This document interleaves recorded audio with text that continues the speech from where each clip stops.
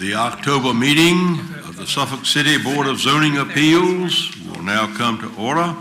Mr. Skinner, if you will call the roll, please. Richard Eslick. Here.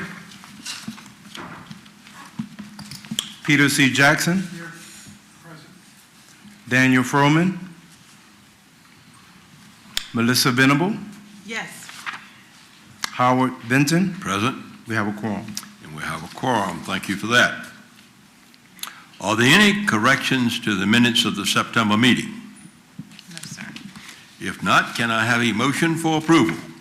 Motion to approve. From Board Member Venerable, second from Board Member Jackson. Close enough. Motion and second for approval.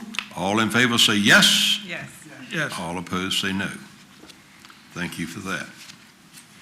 I'm not aware of any old business this afternoon. We have 3 public hearings this afternoon. Public hearings are 30 minutes in length. 10 minutes for the proponents, 15 minutes for opponents, 5 minutes for rebuttal by the proponents. Our first public hearing this afternoon is BZA 27-2021, 4158 Pewsville Road, Andrew Quezada. At this time, I turn to Mr. Skinner. Before the Board of Zoning Appeals today is BZA 2721. The applicant, Andrew Quezada, is requesting a variance to reduce the required yard setback adjacent to a street from 25 feet to 0 for a 6-foot privacy fence. The property is identified as tax map 13 Patillo H1*9 and parcel 3017310000. Address is known as 4158 Pewsville Road, Suffolk, Virginia. Sleepy Hole Voting Borough. Zoning classification residential medium density RM. When you act upon this request, you will be acting on a request to reduce the side yard setback from 25 feet to 0 for a 6-foot privacy fence. Should the board decide in favor of approving this request, the 8 findings as listed in your package must be articulated as part of the motion. We will now have staff analysis and recommendation by Jennifer Cobb, Zoning Administrator. Good afternoon, Commissioner and board members. My name is Jennifer Cobb with the Zoning Office. As previously stated, the applicant, Andrew Quezada, is requesting a variance from the Unified Development Ordinance, Article 4, Section 31407C, Table 4071, Dimensional Standards, L, to reduce the required side yard setback adjacent to a street from 25 feet to 0 feet for construction of a 6-foot tall fence. The property is identified as tax map and parcel 13A, Patillo H1*9, located at 4158 Pewsville Road, Suffolk, Virginia, Sleeping Hole Voting Borough, zoning classification RM, residential medium.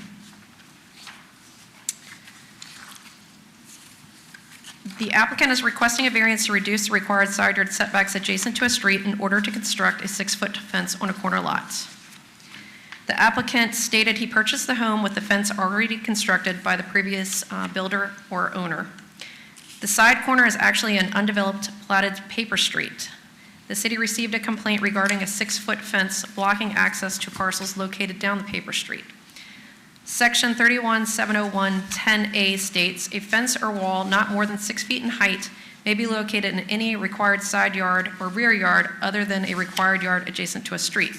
No fence or wall which creates a solid screen may exceed 2.5 feet in height in any required yard adjacent to a street, except the fences having a uniform open area of 50% opaque or more erected to a maximum height of 4 feet in such required yards.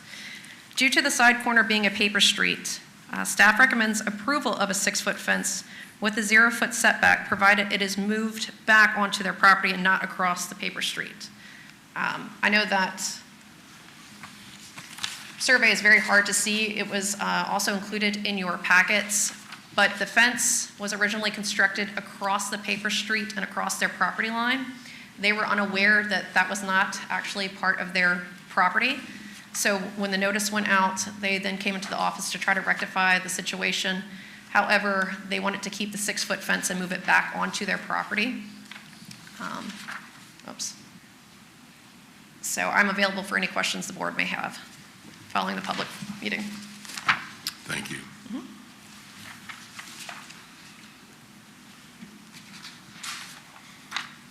All right, at this time, we will open the public hearing. Who would like to speak on behalf of this application? Is the applicant present? I do not see them. And they are aware of the meetings today because we spoke a couple weeks ago about it. All right, thank you. Is there anyone else present who would like to speak on behalf of this application? If not, is there anyone present who would like to speak in opposition to this application?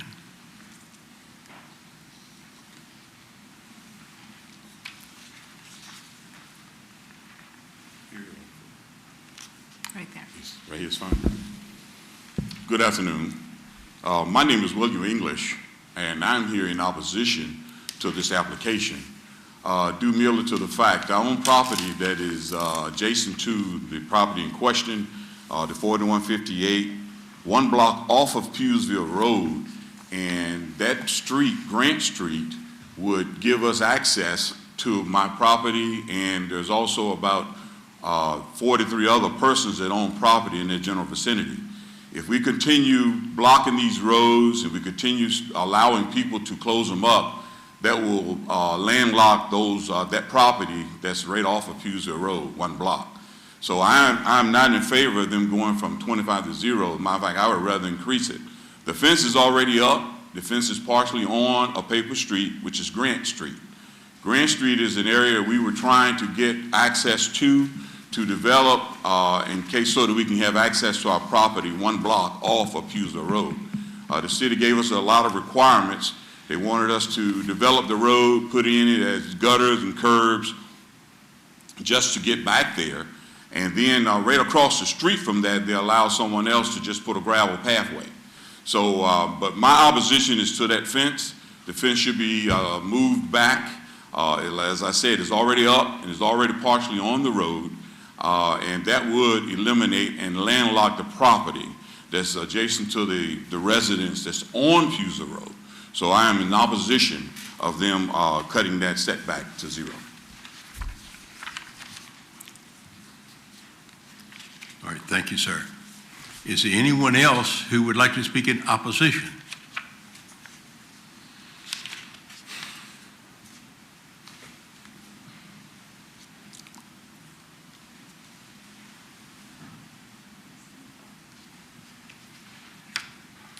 My name is Wayne White. I live 4216 Coltrane Avenue. I'm the president of the Pewsville Suffolk Civic League, and I agree with him wholeheartedly because the paper streets, which the city will not take care of, but if you allow this property to be on the paper street, the setback should be about 15 feet, so it should be set back the other way instead of where the fence is. And also, people are just putting fence, putting gravel, or doing whatever they want to do on the paper streets and not going by city codes. And I just want to say I'm totally against what you're planning to do. Thank you. Thank you, Mr. Wright. Is there anyone else who would like to speak in opposition? Good afternoon. I'm Carolyn White. That's white, like the color white. My apologies. Thank you. All righty. 4216 Coltrane Avenue in the city of Suffolk, Pewsville, Virginia. That's my husband, Wayne. I just want to say that out of all the paper streets that we have in Pewsville, all the new construction that's going on in Pewsville, and they're telling us not to disturb the paper streets, yet the new construction is building on paper streets where they tell the African Americans, don't touch them unless you're going to build a street with sidewalks, gutters, underground wiring. We have none of that in Pewsville. I'm sure you all have seen it. You already looked at it on the map. You can see that, view that. All the paper streets that were supposed to be maintained by the city are not being maintained. they're closing them up. I spoke to Mr. Robert Lewis last week. He and I had a candid conversation about paper streets. Clifton Street, as a matter of fact, a man had said that he's gonna build on that, and on the side where the park is, Clifton Street is considered a paper street. But Mr. Robert Lewis didn't realize that a paper street is the same width as a regular public street in Pughesville. I had to share with him. He told me a paper street was just a little driveway that somebody drives down, but no. All of the streets in Pughesville are the same width. All of them go in, and you can turn and go down another street and come out, but the ones that are now closed up, because the city closed them up and don't maintain them, trees have grown up, bushes, and everything. And we're already having a drainage problem, so if somebody's gonna take another part of the street and use that for their own personal use, they should be mandated to do the same thing as they're asking the African Americans to do. Put in sidewalks, drainage, and gutterings, underground wiring for a street. Thank you. Thank you, Ms. White. Is there anyone else who would like to speak in opposition? My name is Pamela Brandy. I am the Vice President to the Chesapeake Pughesville and Suffolk Civic League.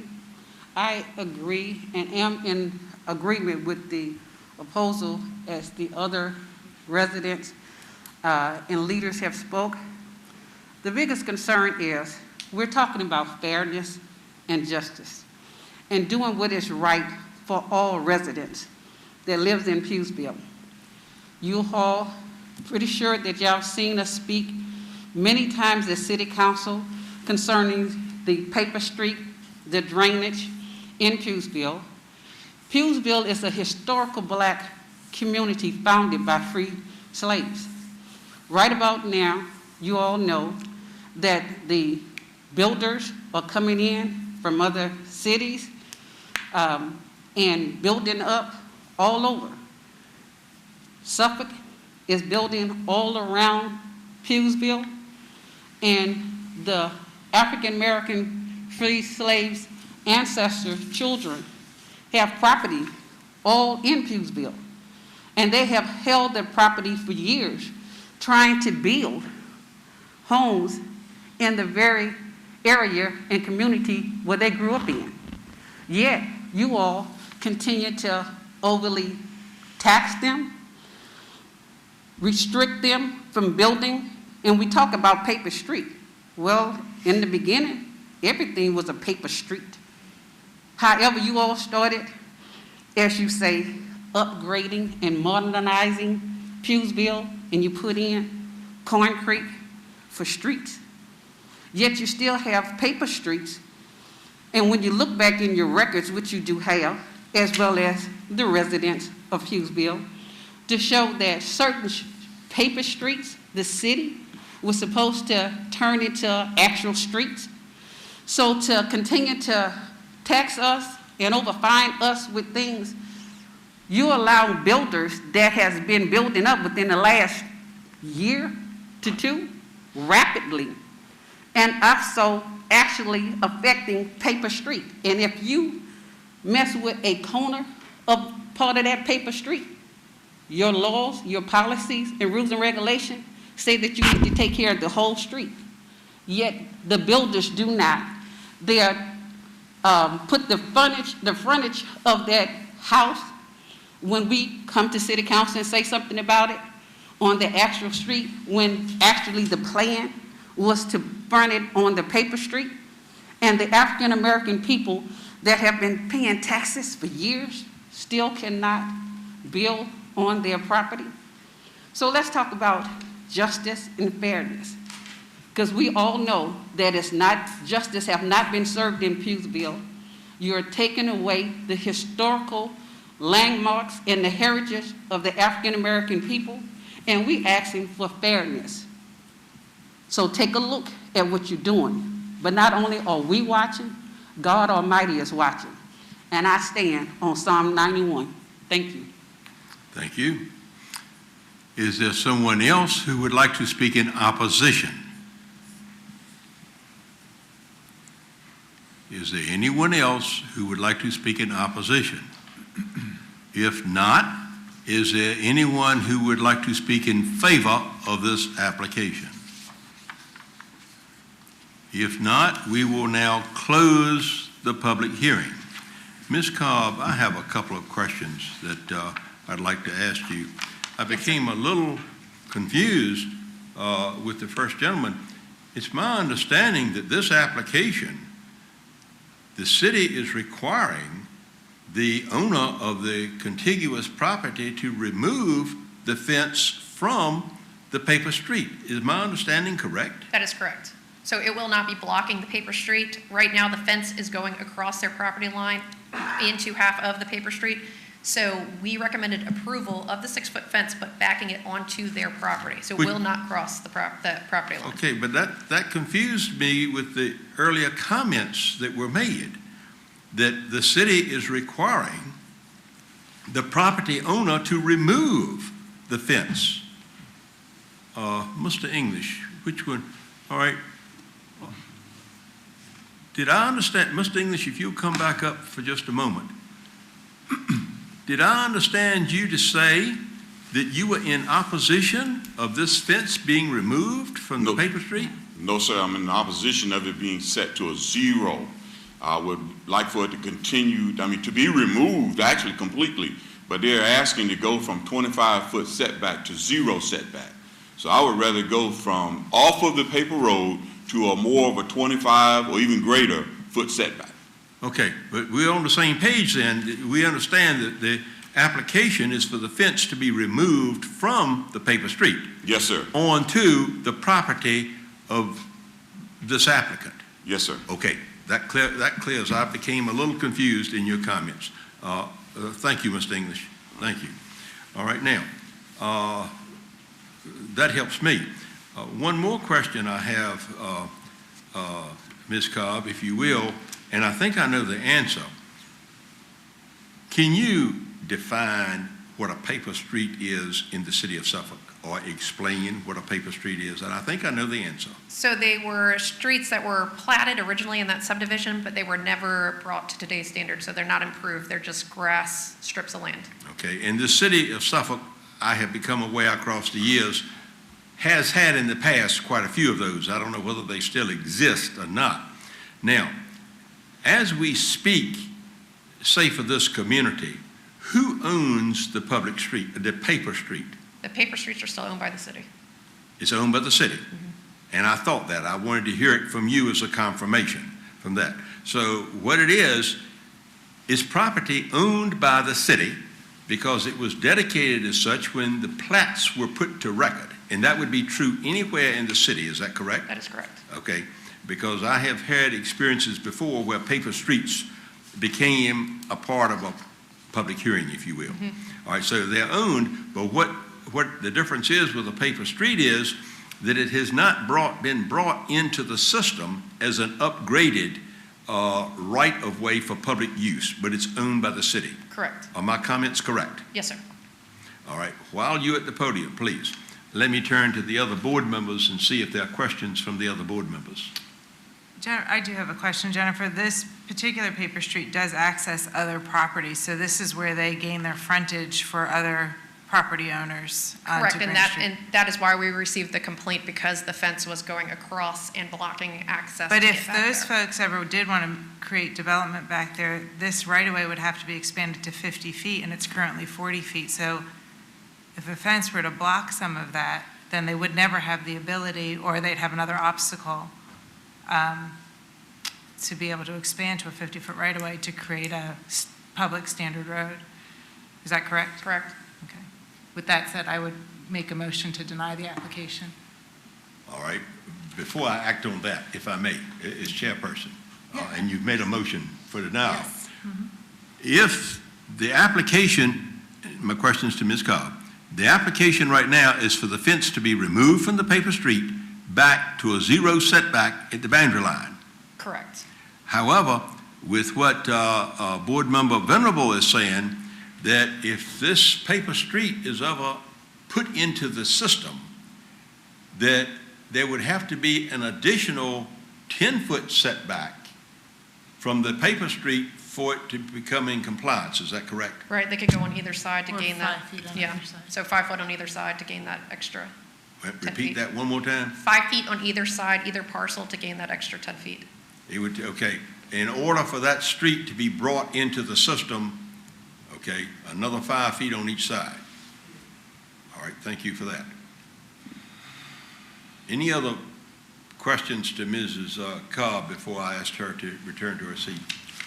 With the change from 0, could they go to 10 feet or 15 feet? Is there an amount that, or a distance that would be okay? They For the have applicant? approximately, I believe it is 25 feet. So the house is set at the minimum requirements. So they have a 25 feet from where the house is set to their actual, to the actual property line. So they just wanted to get as much yard as they could because they didn't even know they were in violation. They thought that whole portion Right. was their yard. So, I mean, I'm sure they'd be happy with anything. I'm sorry they're not here to speak on their behalf. Which, when they bought the property, the surveyor should have perhaps made them aware. It is shown on the survey that was submitted for the original build. So I don't know at what point the fence was constructed. All right. They said it was like that when they purchased it. They purchased it back in June of this year, and the fence was already there. But this invites a question from me. We have the application in front of us, and if it's approved, it'll be approved with a 0 setback, which means even now that street would not be in compliance if brought into the system with a 0 setback. Is there a reason that perhaps the city in this application didn't suggest that the fence be set back so that it would be in compliance for future development of that street? I'm not really. I don't have a good answer for that. I'm sorry. Okay. But if I'm not mistaken, I think that's the point of your motion. Yes, sir. Thank you, Ms. Cobb. Ms. Venerable, I'm going to ask you to repeat your motion. I would make a motion of denial of the application due to the findings of our packet and the fact that if this road were to come into compliance with a 50-foot right-of-way, the fence would be another obstruction for that to happen. You've heard the motion. Do I hear a second to it? Second. From Board Member Jackson. Jackson. Motion and second for denial and for the stated reason. Discussion of the motion. Well, with the applicant not here, would it be better to table this to give them an opportunity to have an option other than the 0 setback, 0-foot setback? That could be an option, but right now we have a motion and a second that we're Right. responding to. But I do believe the motion you brought in question could be an option. Let me turn to Mr. Skinner and get a confirmation of that. The original motion would either have to be withdrawn, or we would have to vote on that motion, and then if it passes, then that will be what goes into the record. But she can withdraw the motion, and then we could have a motion to table it until the next scheduled meeting, so to give the applicant an opportunity to present their side of the case. Thank you. You clarified what I thought. Now, let me ask this question to you.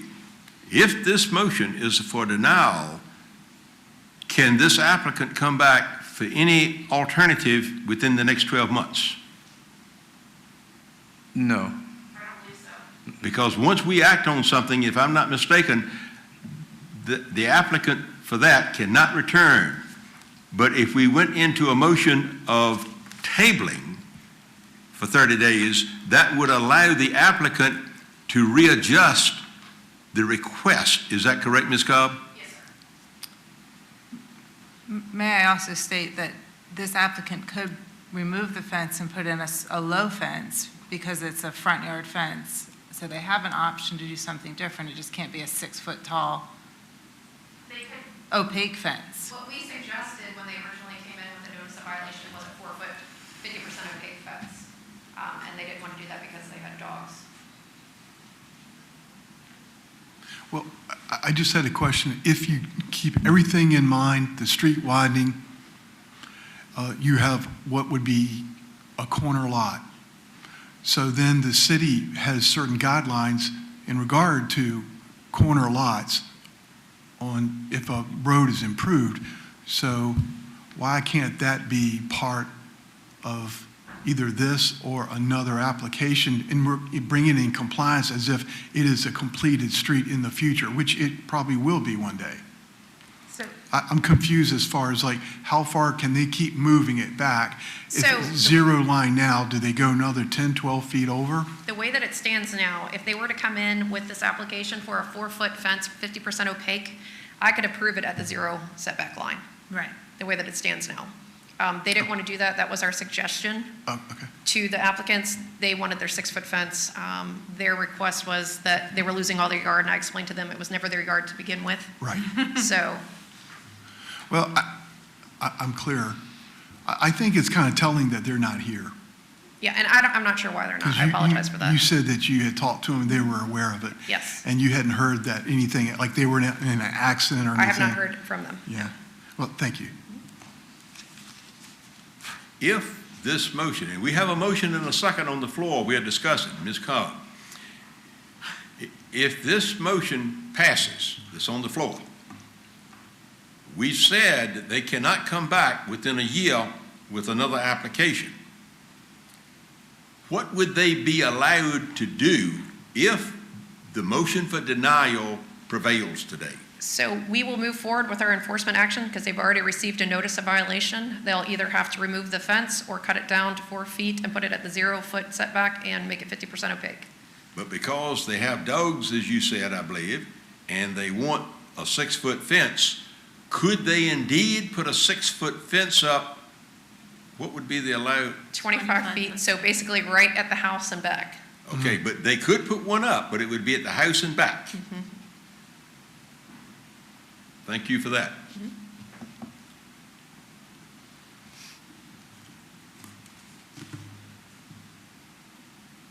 Thank you, Ms. Cobb. Yes, sir. We have a motion and a second on the floor for denial. If the motion is not withdrawn, I'm going to call for the vote. If it prevails, we know the solution. If the motion is denied or withdrawn, another motion could come forward that it be tabled for 30 days. I look to Mr. Skinner. Am I speaking correctly? Yes, sir. We have a motion and second for denial. Mr. Skinner, call for the vote, please. This vote is for a motion to deny the request of the applicant. Richard Eslick, Yes. Peter C. Jackson, Yes. Daniel Froman, Melissa Venable, Yes. Howard Benton. Yes. The motion passed for denial. Thank you for your participation in this public hearing this afternoon. Our next public hearing this afternoon is BZA 28-2021, 116 Affirmed Drive, Nansemond Reserve Homes, LLC. Mr. Skinner, if you'll present the caption, please. Before the Board of Zoning Appeals today is BZA 2821. The applicant, Nansemond Reserve Homes, LLC, is requesting a variance to the required residential architectural design feature to permit a front-loading garage on its corner lot. The property is identified as tax map 19Q*37, and the parcel is 306004603. The address is 116 Affirm Drive, Suffolk, Virginia, Sleepy Hole Voting Borough, zoning classification residential rural district. When you act upon this request, you will be acting on a request to allow the applicant to install a front-loading garage on a corner lot, which is not allowed in the residential design features as outlined in the Unified Development Ordinance, or UDO. Should the board decide in favor of approving this request, the 8 findings as listed in your package must be articulated as part of the motion. We will now have the staff analysis and recommendation by Jennifer Cobb, zoning administrator. The applicant, Nansemond Reserve Homes, LLC, is requesting a variance from the Unified Development Ordinance Article 4, Section 31-411, 10C4, Residential Architectural Design Features.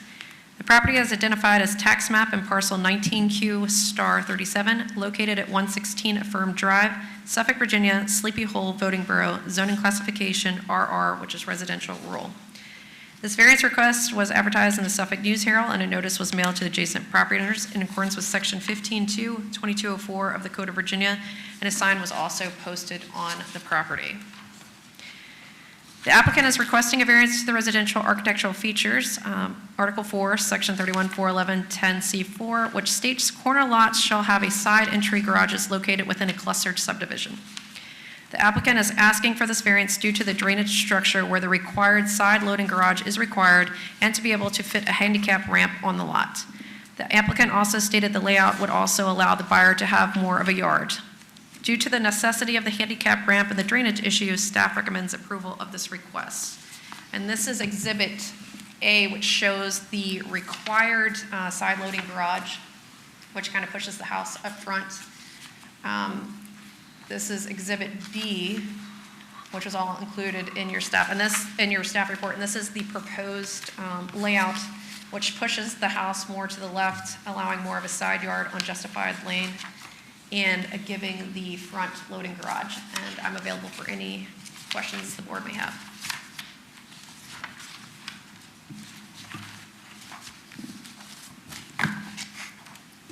All right, thank you, Ms. Cobb. We will now open this public hearing. Who would like to speak on behalf of this application?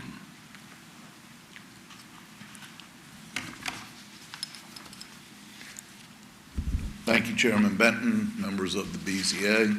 My name is John Napolitano, and my address is 1492 South Independence Boulevard, Virginia Beach, Virginia. The reason for this, and I know that the next on your agenda is my second application. The UDO, which was written some 20 years plus ago, at that time lots were a lot larger than they are today, and with the increase in stormwater requirements, more drains are being put in, as well as with handicap ramps and things.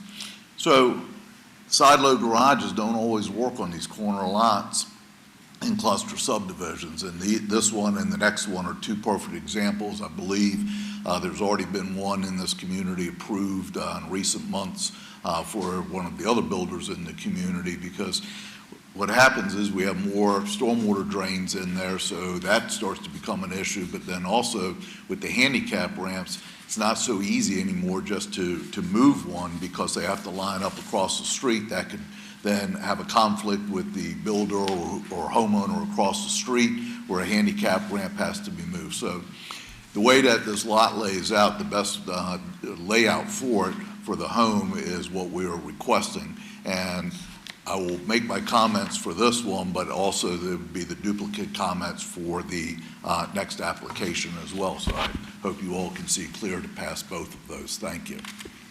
Thank you. Is there anyone else who would like to speak on behalf of this application? If not, is there anyone who would like to speak in opposition? If not, we will close the public hearing. I turn to the board for questions, comments, or motion. I'll make a motion for approval. Motion for approval from Board Member Venerable, I'll second. and a second from Board Member Esley. Motion and second for approval. Discussion of the motion. Mr. Skinner, call for the vote, please. Richard Eslick, Yes. Peter Jackson, Yes. Daniel Froman, Melissa Venable, Yes. Howard Benton. Yes. The motion passes. Congratulations. All right. Next and last public hearing this afternoon is BZA 29-2021, 102 Affirmed Drive, Nansemond Reserve Homes, LLC. Mr. Skinner, if you'll present the caption, please. Before the Board of Zoning Appeals today is BZA 29-2021. The applicant, Nasman Reserve Homes, LLC, is requesting a variance to the required residential architectural design features to permit a front-loading garage on a corner lot. The property is identified as tax map 19Q*50 and parcel 306004612. The address is 102 Affirm Drive, Suffolk, Virginia, Sleepy Hollow Voting Borough, zoning classification residential rural district, RR. When you act on this request, you'll be acting on a request to allow the applicant to install a front-loading garage on a corner lot, which is not allowed in the residential design features as outlined in the UDO, the UDO,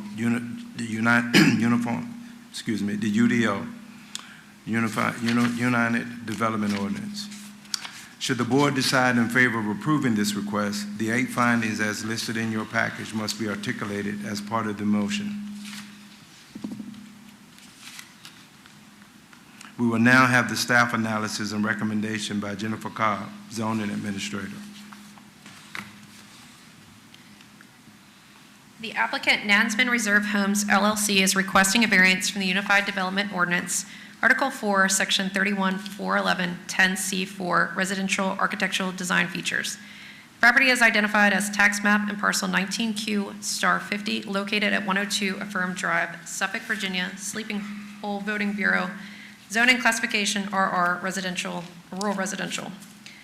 This variance request was advertised in the Suffolk News Herald, and a notice was mailed to adjacent property owners in accordance with Section 15.2.2204 of the Code of Virginia. A sign was also posted on the property. The applicant is requesting this variance to the Section 31-411 10C4, which states corner lots shall have side entry garages located within a clustered subdivision. The applicant is asking for this variance due to a drainage structure being located where the side loading garage is required, as well as installing a handicap ramp. The applicant also stated this layout would allow the buyer to have more of a yard.